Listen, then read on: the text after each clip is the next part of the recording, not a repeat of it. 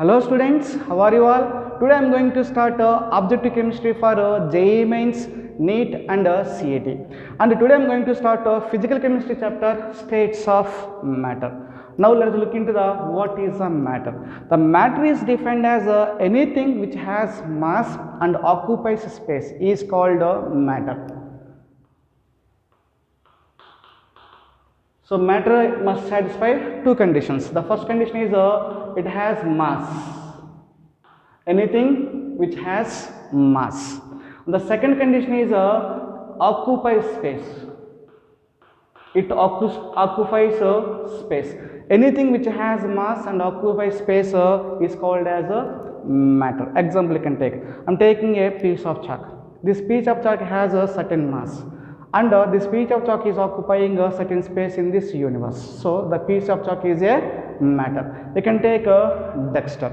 So the duster has a certain mass and it occupies certain space in this universe.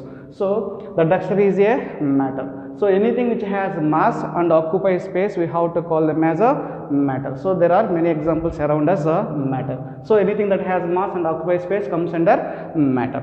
And another term you need to learn non-matter. What is the non-matter? Anything which does not satisfy these two conditions, anything does not satisfy these two conditions, that means one is it has mass and it occupies space. Anything which does not satisfy these two conditions, we have to consider them as a non-matter. Let us take an example for better understanding what is non-matter. Now I am speaking, you are listening my voice, so I am producing sound. The sound do not have any mass. The sound do not have any mass and the sound do not occupy any space. So I am speaking, I am listening, you are listening my voice, that voice, nothing but that sound, you are listening my sound, the sound has no mass and it do not occupy any space. So the sound comes under the example of non-matter. Example for the non-matter is sound. The sound not satisfying first condition as well as the second condition. It does not have mass and does not occupy any space. So sound is a non-matter. Let us take one more example for better understanding. So take light. The light is falling upon my body. So the light is touching my skin. So I did not experience any weight. So I am not experiencing any weight even though light is falling upon me.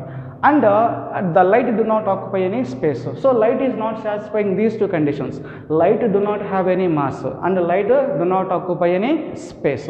So the light comes under a non-matter. Another example for non-matter is light. Suppose you can take one example.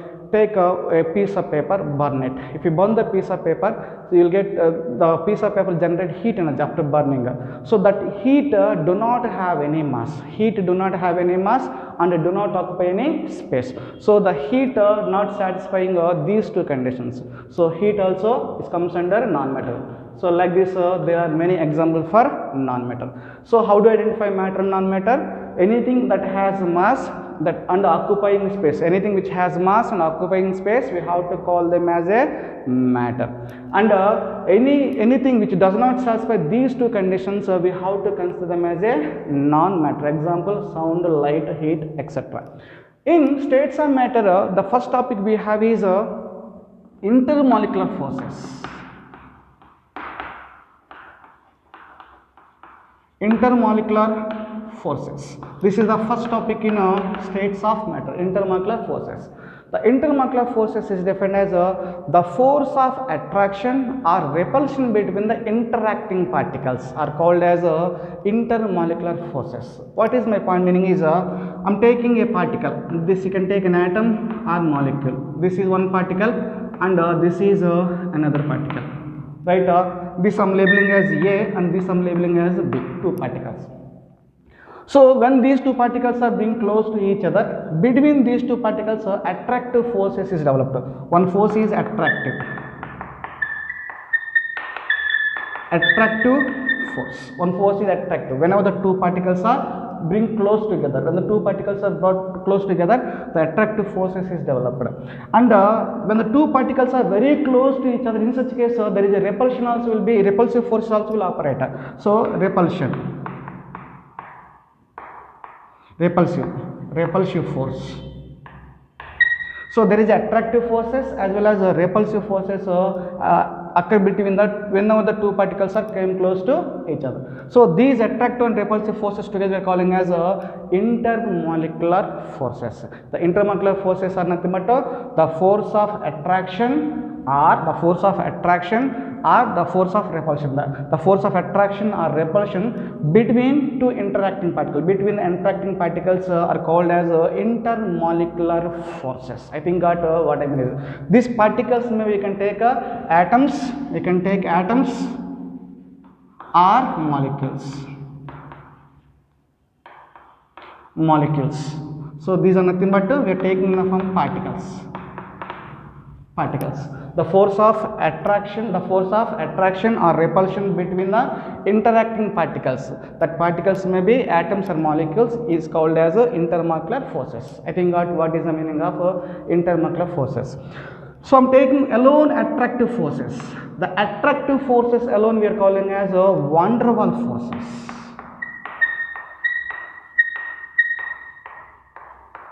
Van der Waals force. The van der Waals force is defined as the force of attraction between the molecules is called as van der Waals force. Van der Waals force is nothing but the force of attraction between the molecules is called as van der Waals forces. So in intermolecular forces, attractive forces is that this attractive forces we are calling as van der Waals forces. There are different types of van der Waals forces. There are van der Waals forces different types. In that first one is London forces. London force, or it is also called as dispersion forces. Dispersion force. This is the first one. London force or dispersion force. And the second one is dipole force. The second one is dipole forces. And the third one is induced dipole force. So third one is dipole induced dipole, and the next one is ion dipole interactions. Ion dipole interactions, and the next one is ion induced dipole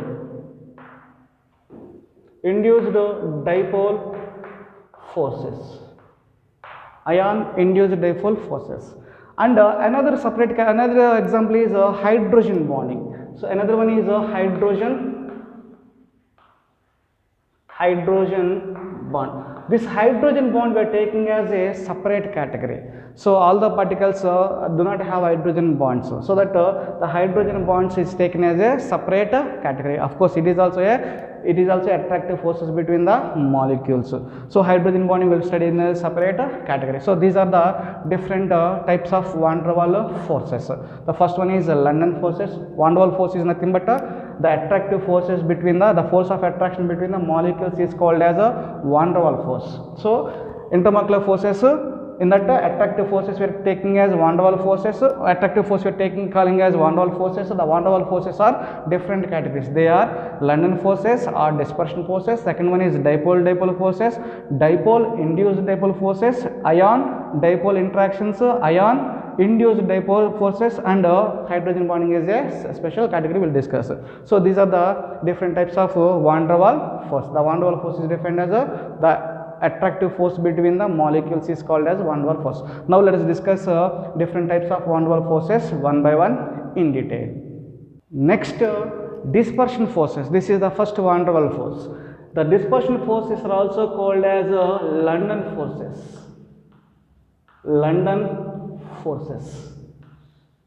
Now let us understand what are the dispersion or London forces by taking an example. I am taking an atom A. This is atom. I am labeling it as A. I am taking atom A, and I am taking another atom.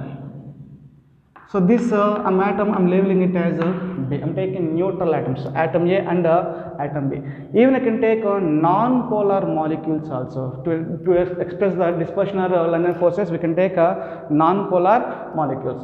So first we need to understand what is a polar molecule, what is a non-polar molecule. Suppose I'm taking a HF molecule. So HF molecule is a polar molecule. It is a polar molecule. So here is a fluorine is more electron negative element. So more electron negativity in the sense it is more electronegative. More electronegative in the sense it has a more tendency to attract the shared pair of electrons towards its nucleus. So this is a pair of between the two atoms. So there is a pair of electron. This is nothing but a bond pair. This fluorine has more electronegativity. Because of the more electronegativity, it has a more tendency to attract these pair of electrons towards its nucleus. As a result, these electrons will come close to the fluorine. As a result, the fluorine get partially negative charge and hydrogen get partially positive charge. So here is a fluorine is partially negative, hydrogen is partially positive. So here is two poles is there. One is a positive pole, another one is a negative pole. So molecule contain two poles, positive and negative pole. Those molecules are called as polar molecules. And another example for non-polar molecule, I'm taking example of non-polar molecule is I'm taking H2. In the case of H2, between the two hydrogen are both the same atoms. So there is no positive charge, no negative charge. This is a H2 molecule. So no positive, no negative. So this is an example of non-polar. Example of non-polar. You can take Cl2 also Cl bond to Cl. So between the two atoms, so there is no positive and negative end. So it is also a non-polar. Example for the another example of the polar molecule, I am taking HCl. So partial negative charge chlorine, iodine partial positive charge. This is another example for non-polar. So polar molecule. This is a non-polar molecule. In the case of dispersion or London forces, you can take neutral atoms you can take, or you can take non-polar molecules, not the polar. You can take non-polar molecules you can take, or neutral atoms also you can take. Next I took two atoms. They are electrically, they are neutral, and the electronic charge is symmetrically distributed. Very, very important point. Between the in these atoms electronic charge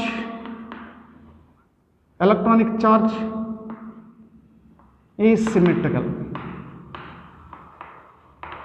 Electronic charge cloud is symmetrical. So in the case of A atom, electronic charge cloud is symmetrical. In the case of B atom, electronic charge cloud is symmetrical. They had a electronic charge cloud symmetrical, so symmetrically distributed. Now the point is whenever these two atoms are being close together,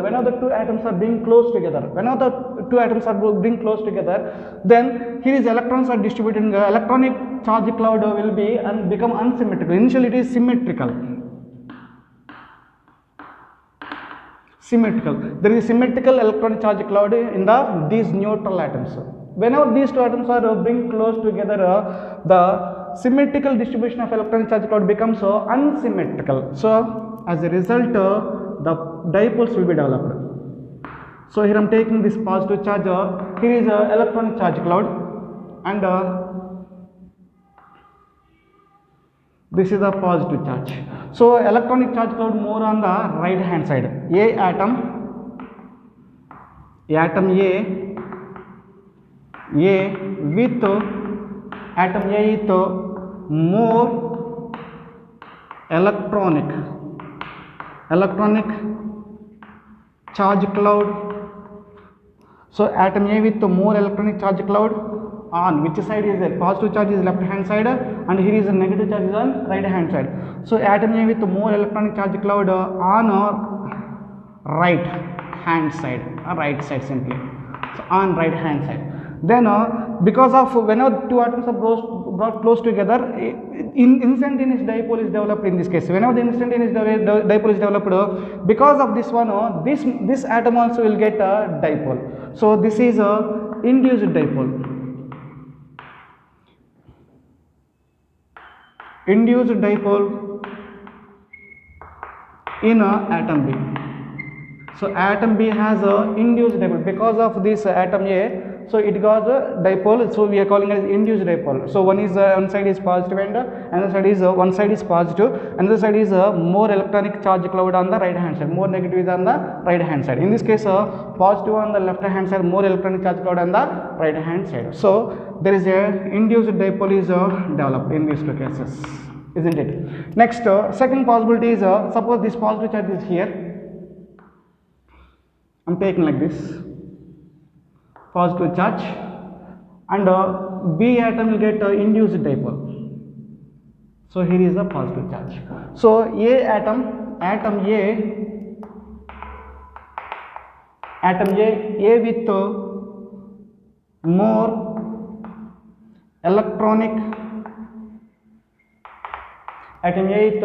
more electronic charge cloud, electronic charge cloud on left hand side.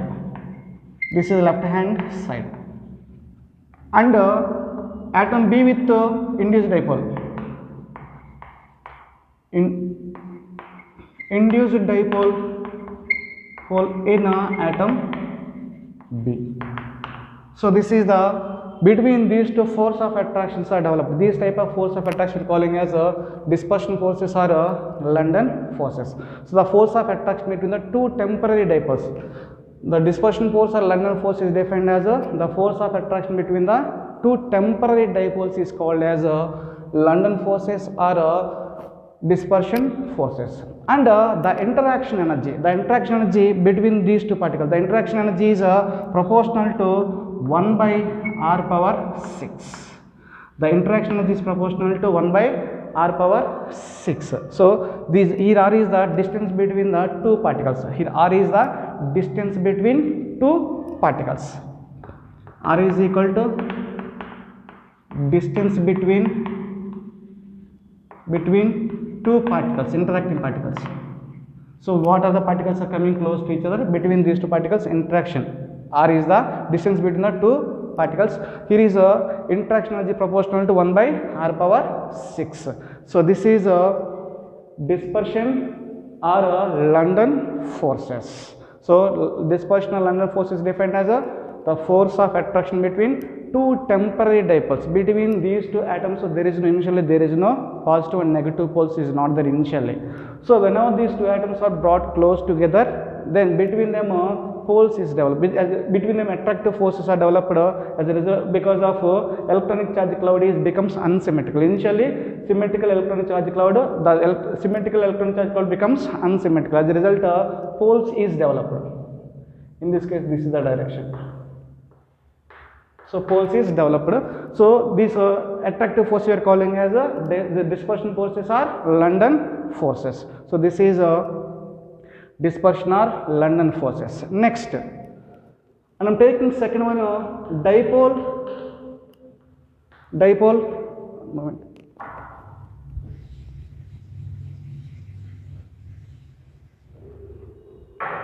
Dipole forces.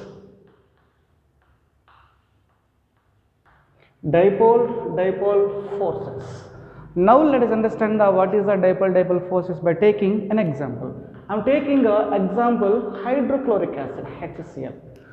So this HCl molecule has a positive pole and negative pole. Here is chlorine is more electron negative. Because of more electronegativity, the shared pair of electrons moves towards chlorine atom. The chlorine has a more electronegativity. Because of the reason, it has a more tendency to attract the shared pair of electrons towards its nucleus. As a result, this chlorine will get partial negative charge, hydrogen will get a partially positive charge. Here, this pair of electrons moving towards the chlorine. As a result, will get negative charge, partially negative, hydrogen will get partially positive charge.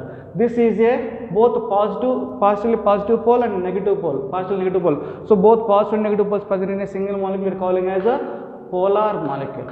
So hydrochloric acid is a polar molecule that it contains a permanent dipole. So this molecule always has a partially positive charge and a partially negative charge. It has permanent dipole. Next, this HCl molecules two hydrogen chloric acid molecules are placed side by side. This is one hydrochloric acid. So H it has partially positive, here chlorine partially negative charge. This is one molecule. First I took one molecule. So this HCl molecule has a dipole. This is one dipole I took HCl. So partially positive, partially negative. I am taking another HCl molecule. So here is a hydrogen partially positive charge, chlorine with partially negative charge. This is another HCl molecule. It also has a dipole. So this molecule has a dipole and this molecule also has a dipole. Now what I am doing is two molecules are being close together. Whenever the two molecules are that having permanent dipoles brought together, between them attractive forces are developed. The attractive forces act between the polar molecule having a permanent dipoles are called as dipole-dipole forces. Very important point. So what is the important point is the dipole-dipole forces are nothing but the dipole-dipole interactions act between the polar molecules. The molecule must be polar and they possess permanent dipole. So these attractive forces we are calling as the dipole-dipole forces. The dipole-dipole forces act between the two polar molecules or two polar molecules having a permanent dipoles. We have to call them as dipole-dipole forces. Next, the interaction energy. The interaction energy in a stationary molecule. Stationary polar molecule. Stationary polar molecule nothing but in the form of a solid state, in solids.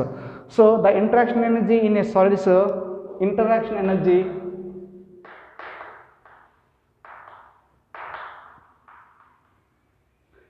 energy proportional to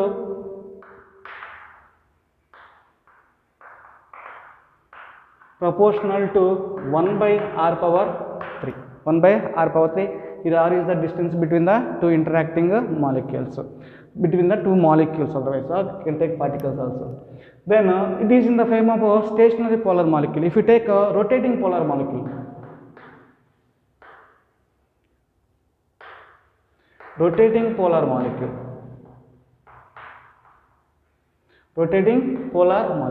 In the case of rotating polar molecule, the interaction energy is proportional to interaction energy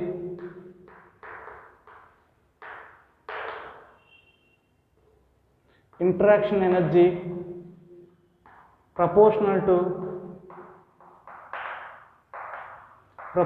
to 1 by r power 6. So this is the dipole-dipole forces. The dipole-dipole forces act between the two polar molecules having a permanent dipoles. So this is dipole-dipole forces. Next, dipole-induced dipole forces. Now let us understand the dipole-induced dipole forces by taking an example. I am taking a molecule AB. So I am taking a molecule AB. This molecule contains a permanent dipole. So here is I am taking a B is partially negative charge, A is partially positive charge. Understanding purpose, I am taking AB molecule. Here is B is more electronegative when compared to A. As a result, the B has a partially negative charge and A will get a partially positive charge. So I am taking this is the AB molecule. Here is A and here is B. This is the partially positive charge and here is a partially negative charge. Next, I am taking another molecule that lack of dipole. So this is a molecule which do not contain any dipoles. It is a non-polar molecule. It is a non-polar molecule. It is a polar molecule. It is a polar molecule. It has a permanent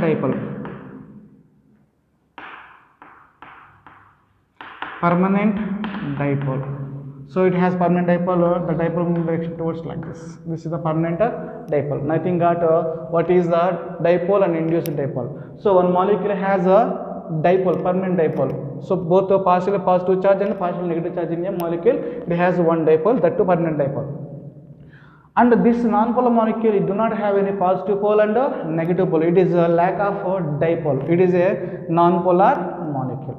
Now these two molecules are bring close together. Whenever these two molecules are bring close together, so because of this molecule, this non-polar molecule also become a dipole. So initially do not have any dipole. Because of this molecule, whenever these two molecules are being close together, because of this molecule non-polar molecule will become a dipole. So that we are calling as a induced dipole. Initially do not have any dipole. Because of this one it is getting dipole, so we are calling as induced dipole. Let us see how it is. So here is a AB, partially positive charge, partially negative charge. This is nothing but a polar molecule. Polar molecule has a permanent dipole. Permanent dipole.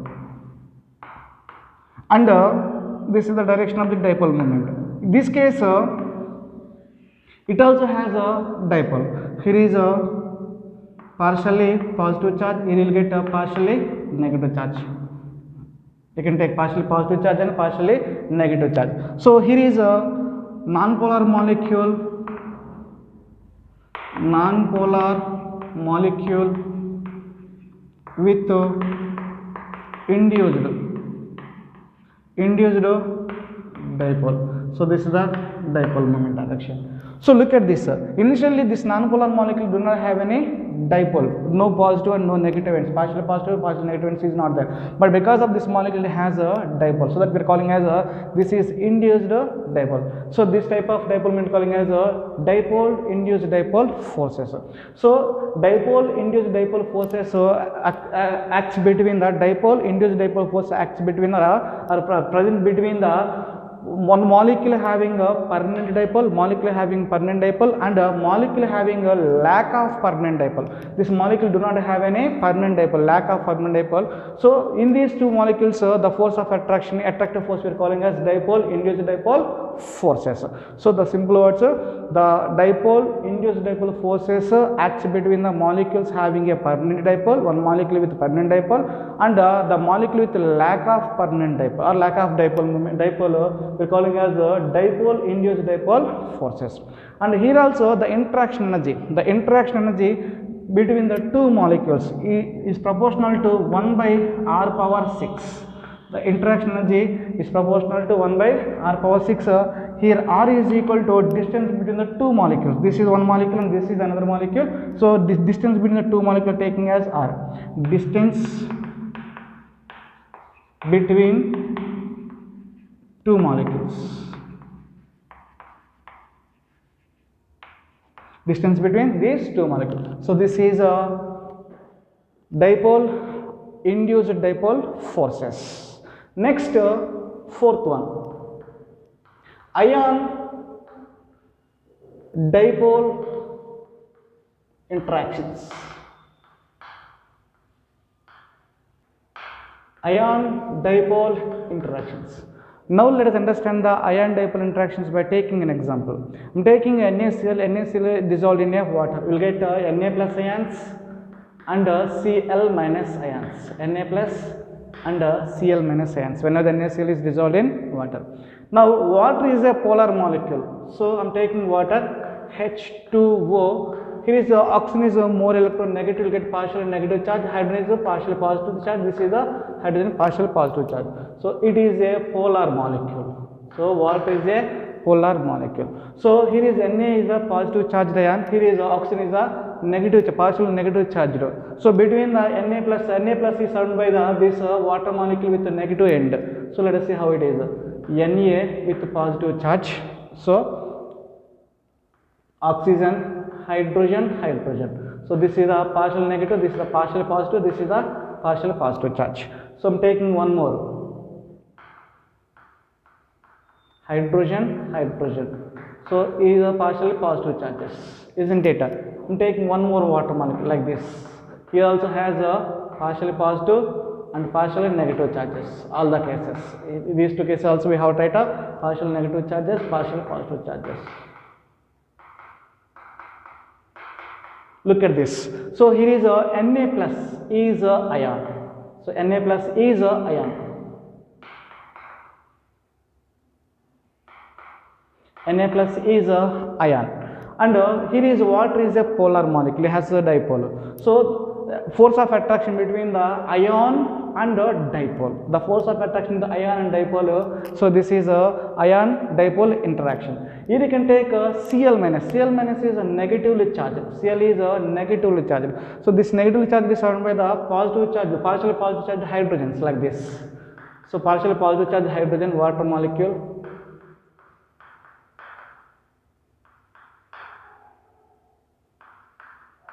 So like this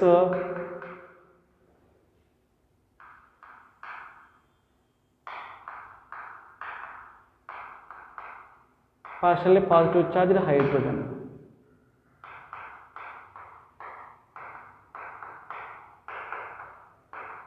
So here is a Cl minus is a negative charged ion. So ion, and here is water is a polar molecule. So between the Cl minus ion and polar water molecule, the force of attraction is developed. This force we are calling as a ion dipole interaction. So the force of attraction between the ions and dipoles we are calling as ion dipole interaction. So whenever the NaCl is dissolved in the water, these type of forces we can expect. Next one is ion induced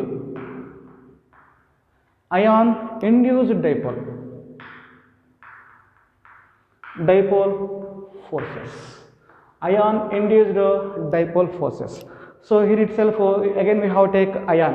So I am taking is NO3 minus ion. I am taking NO3 minus ion. It is ion. And induced dipole, the molecule do not have any dipole moment. The molecule do not have any dipole. So we have take non-polar molecule. For the non-polar molecule, I am taking iodine. So iodine is a non-polar. It is a non-polar. It do not have any positive charge and negative charges. Here is ion. So whenever these ions and this non-polar molecule bring close together, because of this negative charged ion, this H2I2 molecule, non-polar molecule becomes a dipole. So that ion induced dipole. Initially, this I2 molecule do not have any dipole because of this NO3 minus. So this I2 molecule get dipole. So we are calling it as ion induced dipole forces. So these are the 5 types of van der Waals forces. The first one is London forces or dispersion forces. The second one is dipole forces. Third one is dipole induced dipole forces. Fourth one is ion dipole interactions. Fifth one is ion induced dipole forces. So these are the van der Waals forces. Next, hydrogen bond. Now let us understand what is hydrogen bond by taking an example. I am taking example of HF molecule. I am taking a HF molecule. So HF is a polar molecule. So fluorine is more electron negative element. As a result, it will get partial negative charge. Hydrogen will get partially positive charge. It is a polar molecule. Next, I am taking this is the HF molecule. It is a partial negative. Hydrogen is partially positive. I am taking another HF molecule. Partial negative. Hydrogen is partially positive. I am taking another HF molecule. So partial negative, partial positive. Like this, we can take many number of molecules. So these are the HF molecule. So here is fluorine is a more electronegative atom. So the force of attraction developed between the hydrogen atom of one molecule and a more electronegative atom, that may be nitrogen, oxygen, fluorine of other molecule. We have to call as a hydrogen bonding. So fluorine is partial negative charge. This is partial negative charge. Here hydrogen is partially positive charge. So between them is a force of attraction is developed. This force we are calling as a hydrogen bond. We have to call it as a hydrogen bond. Now let us take these two molecules. Here is fluorine is partial negative, hydrogen is partial positive. Between them is the force of attraction is developed. It is also a hydrogen bond. Here is another hydrogen bond. So this is also a hydrogen bond. So it is also a hydrogen bond. So what is the hydrogen bond? The force of attraction developed between the hydrogen atom. This is one molecule and this is another molecule. Both are two different molecules. Of course, same HF molecules only, two molecules. So hydrogen atom of one molecule, and more electronegative atom of other molecule. So this bond, this attractive force we are calling as a hydrogen bond. Let us take one more example for better understanding. I am taking water. So in water, oxygen is more electronegative element. Hydrogen is partially positive charge, hydrogen partially positive, oxygen is partially negative charges. I am taking a water molecule. This is one molecule. This is one water molecule. I am taking this is another water molecule. So partial negative, partially positive. This is also partially positive. Right, this is one molecule and this is another molecule. So hydrogen atom of one molecule, this is the hydrogen atom of this molecule, more electronegative atom of other molecule. Between them is a force of attraction is developed. This is called as a hydrogen bond. In this case fluorine, in this case is oxygen. If you take ammonia, the nitrogen is present. So by taking this we can define the hydrogen bond is the force of attraction between the hydrogen atom of one molecule and more electronegative atom. That atom maybe you can take a fluorine, oxygen, nitrogen. So more electronegative atom of other molecule is called as a hydrogen bond. So this is it is also a force of attraction between the molecules. So hydrogen bond is defined as the force of attraction developed between the hydrogen atom of one molecule and more electronegative atom of other molecules is called as a hydrogen bond. It is also a force of attraction between the molecules. So this is hydrogen bond. Next, there are mainly three physical states of matter. They are, the first one is solid, second one is liquid, and the third one is gases. So the matter mainly exists in three physical states. So simply physical classification of matter. So matter exists in three physical states. The first one is solids, and the second one is liquids. The third one is gases. So first one is solids, liquids, and gases. The existence of a most stable state of matter. The existence of a most stable state of matter depends upon two opposing factors. They are, the first one is thermal energy. The first one is thermal energy, and the second one is intermolecular forces. Intermolecular forces are also called as intermolecular interactions. The existence of a most stable state of matter depends upon two opposing factors. They are thermal energy, and the second one is intermolecular forces. The intermolecular forces make the molecules far apart. That means suppose if you take a substance heated, when the substance is heated, the molecules will absorb the heat energy and the molecules will get vibrate, and vibrate they will get collide each other. So due to collisions, the kinetic energy is going to get increases. So whenever the substance is heated, the kinetic energy of gas molecules is going to get increases. So as a result, molecules move far away from each other. So initially the substance has molecules very close to each other. Whenever the substance is heated, the molecules will get vibrate, the molecule will collide. As a result, the molecules kinetic energy is going to get increases. The molecules move far away from each other.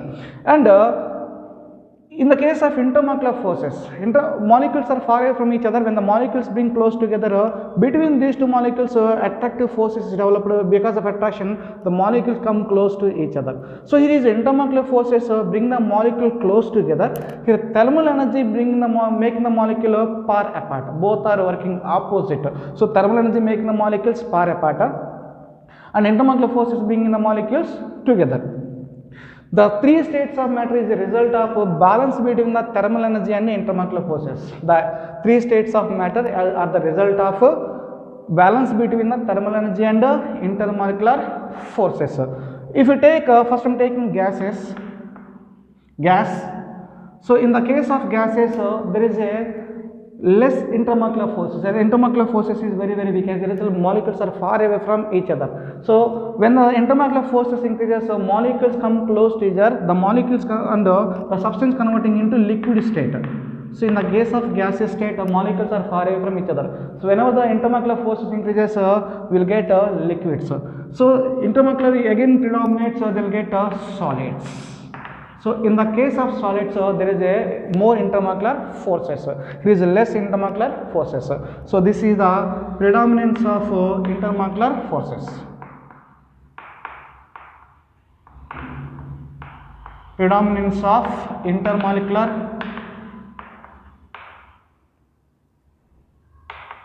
intermolecular forces or interactions. Intermolecular forces or interactions. So I'm taking again gas. Here is liquid and I'm taking a solid. So here is in the case of gas molecules very far away from each other, they possess high thermal energy. Whenever the substance is heated, molecules are moving far away from each other, converting into gaseous state. That means in a gaseous state, intermolecular forces are very weak, thermal energy is more. And these two are balanced. There is a balance. These two states of matter are result of balance between thermal energy and intermolecular forces. Then thermal energy predominates.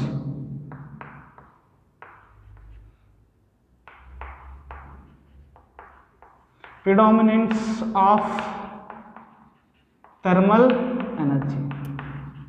This is the predominance of thermal energy. This is the predominance of intermolecular forces. These two are opposite to each other. So the existence of mainly three states of matter, solids, liquids, gases, are the result of balance between the thermal energy and intermolecular forces. Now in our syllabus, in the states of matter, first we have a gaseous state. First we will learn about gaseous state, then we will learn liquid state. So first we will let us continue gaseous state. Next, the gaseous state.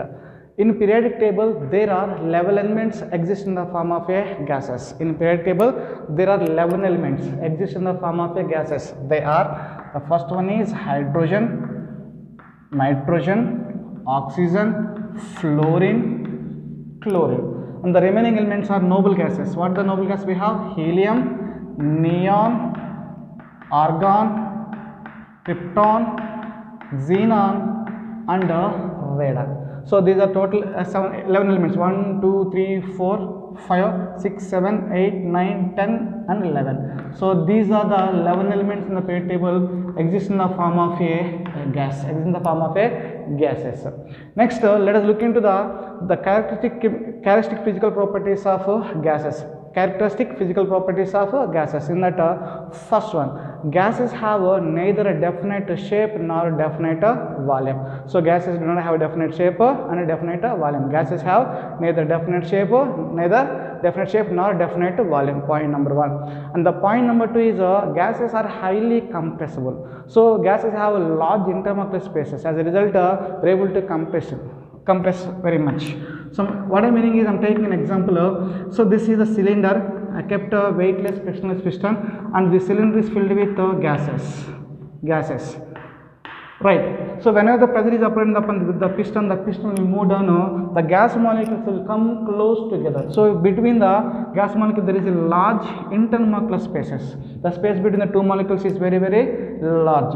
So as a result, whenever the pressure is applied upon this piston, the gas molecule get compressible. So gases are highly compressible. Next point is gases can exert pressure in all directions. Gases can exert pressure in all directions equally. And another important characteristic property is gases can mix without any mechanical aid. If you take two gases, the two gases can mix without any mechanical aid. And one more important point is gases have a much lower density as compared to the solids and liquids. So gases have large intermolecular forces, so they far away from each other. As a result, they have very much density is very, very less as compared to the solids as well as liquids. So these are the some characteristic physical properties of gases.